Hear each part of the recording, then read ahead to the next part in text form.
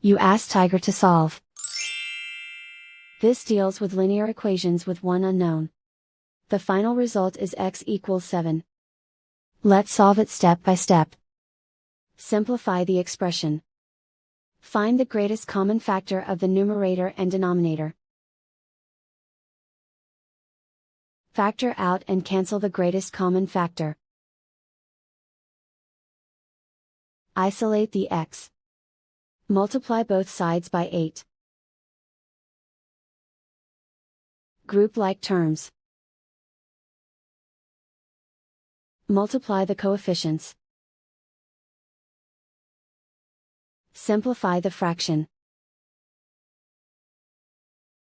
Multiply the fractions. Simplify the arithmetic. And so the final result is x equals 7.